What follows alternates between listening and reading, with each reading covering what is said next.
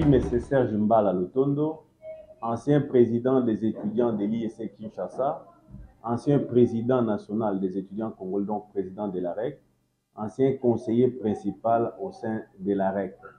Et actuellement, je suis un entrepreneur, un coach, un mentor des organisations de jeunes.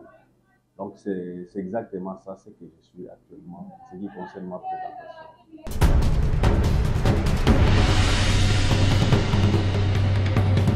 L'AREC veut dire simplement représentation des étudiants du Congo.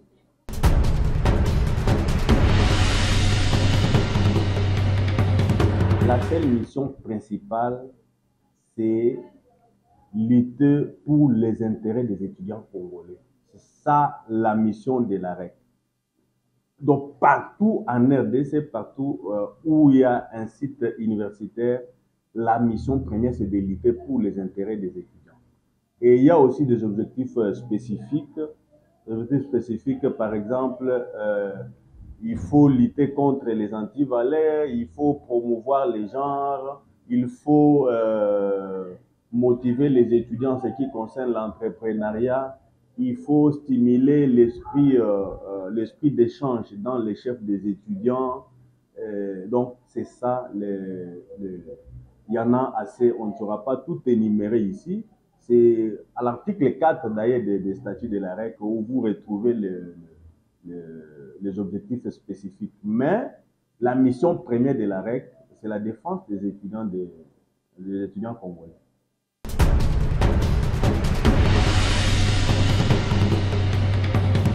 Membres de l'AREC, d'abord, il y a autant de sortes de membres, de catégories de membres. Nous avons les membres des droits. Là, ce sont tous les étudiants qui sont des droits membres, parce qu'on parle de la représentation des étudiants du Congo, mais ils sont représentés par leur président et leur vice-président. Là, c'est les membres des droits. Nous avons les membres fondateurs. Les membres fondateurs, ce sont les initiateurs, ceux qui ont pris l'idée de la création de l'AREC. Nous avons ensuite ceux qui ont participé à l'élaboration des textes qui régit l'AREC. Ceux-là aussi sont des membres fondateurs. Nous avons encore les membres effectifs. Les membres effectifs, nous avons le président des étudiants et les adjoints en fonction. Nous avons les membres du conseil des sages qui adhèrent. Donc là, ce sont les membres effectifs. Nous avons aussi les membres d'honneur. Les membres d'honneur sont choisis par l'Assemblée générale. Ils sont soit les comités directeurs et les conseils des sages se mettent ensemble pour déterminer, pour se mettre d'accord que tel, c'est un membre d'honneur qui soutient l'AREC d'une manière ou d'une autre. Nous avons aussi les membres sympathisants, ceux qui aiment l'AREC. Il y a des amoureux de l'AREC comme ça qui aiment l'AREC.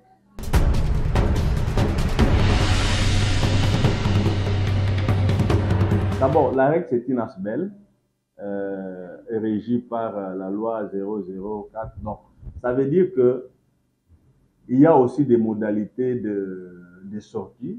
Soit quand vous mourrez, vous perdez votre qualité de membre, ou soit quand vous commettez une faute lourde, on peut vous sanctionner, on vous fait partir, c'est-à-dire vous commettez on vous ouvre une action disciplinaire. Mais quand la faute est grave, il y a aussi l'exclusion au sein de l'AREC.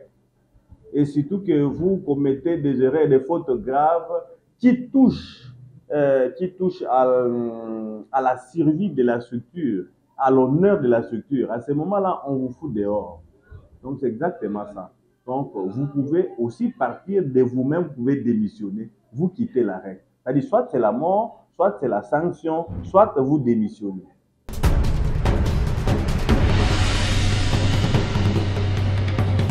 Comme toute autre ASBEL, les ressources de l'AREC proviennent essentiellement des cotisations de ses membres.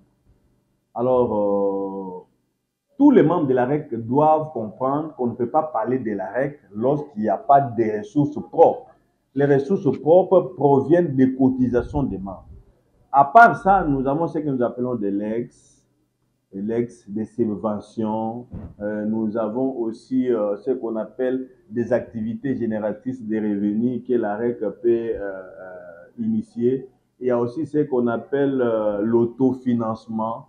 L'AREC peut organiser des activités qui pourra aussi lui donner des moyens.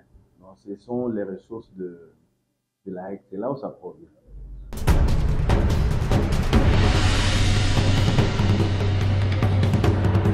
L'AREC a d'abord occasionné l'unité au sein de la jeunesse estudiantine. Pour ne pas m'attarder, vous savez, jadis, il y avait ce qu'on appelle les conflits interuniversitaires. Des étudiants de tel ou tel autre établissement ne pouvaient pas se voir, sinon c'est la bagarre. Il y avait aussi mort d'hommes. À l'époque, il y avait des systèmes où les étudiants extorquaient les véhicules d'autrui, tout ça pour qu'ils utilisaient comme moyen de transport. Et je vous dis que par exemple à Kinshasa, il y a l'ISTA, l'IEC, l'INIKIN. En tout cas, c'était une chasse à l'homme. Mais depuis que l'AREC a vu la naissance, on a dit que l'AREC c'est une famille et l'unité règne. Lorsque ça barde à l'ISTA, en tout cas, c'est tous les étudiants congolais qui n'est pas à l'aise. Quand ça ne va pas à Lubumbashi, c'est tous les étudiants qui sont affectés. Déjà, cette unité-là, vous sentez que maintenant, il y a plus de désordre dans la ville, où les étudiants se sont affrontés, ainsi de suite. C'est d'abord un apport très important. À part ça aussi, l'AREC a réalisé beaucoup de choses. Nous avons maintenant les frais de fonctionnement de différentes coordinations estudiantines. Il y a une quantité de $2. Dès lors chaque étudiant paye les frais académiques, les $2 sont logés quelque part pour le fonctionnement des différentes coordinations estudiantines. Et ça, ce sont les efforts de l'AREC à l'époque du feu Machako Mamba, paix à son âme. En tout cas, c'est un combat de l'AREC parce qu'on a compris que sans moyens, les étudiants risquaient d'être utilisés par les politiques passés, donc qui ont les moyens, ainsi de suite. On a dit on devait disposer des moyens de fonctionnement aux différentes coordinations estudiantines. Et à chaque fois qu'il y a des problèmes, qu'il y a des autres dans les sites universitaires, c'est l'AREC qui intervient parce qu'il y a des experts là-dedans qui savent gérer les conflits dans les sites universitaires. C'est vraiment très important.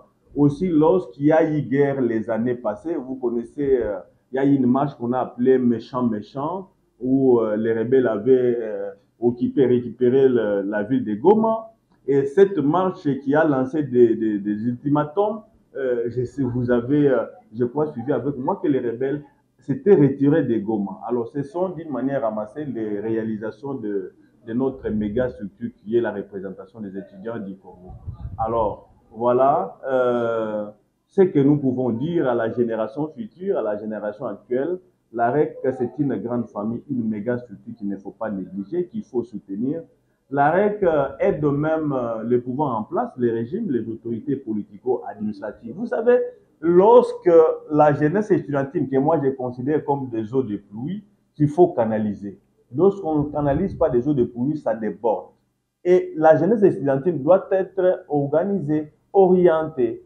Et lorsque l'AREC n'était pas là, il y avait du désordre. Maintenant qu'il y a l'AREC, il y a de l'ordre. Alors que les autorités aussi doivent à chaque instant venir en aide, soutenir les actions de l'AREC. Les actions de l'AREC. Il y a ceux qui ont fini, qui sont très intelligents, qui sont capables même à aider les pays à avancer. C'est-à-dire l'AREC constitue maintenant une pépinière où, dans les temps, je connais du temps du fait Mobutu, les dirigeants, on les appelait les dirigeants. Après avoir fini, les présidents des étudiants, en tout cas, on les récupérait. Parce que d'une manière ou d'une autre, ce sont des gestionnaires de ressources humaines. Vous gérez dans votre établissement plus de 20 000 étudiants, c'est-à-dire que vous avez géré plus de 20 000 problèmes. Omission des noms, omission des côtés, on a volé, on a cassé, on a fait ça, on a brûlé des pneus. Et vous avez maîtrisé ces gens-là. Croyez-vous que ces genres de personnes ne sont pas capables de gérer? Non. C'est-à-dire que l'État congolais doit aussi jeter les regards à cette pépinière-là qui est les anciens présidents des étudiants et leurs adjoints.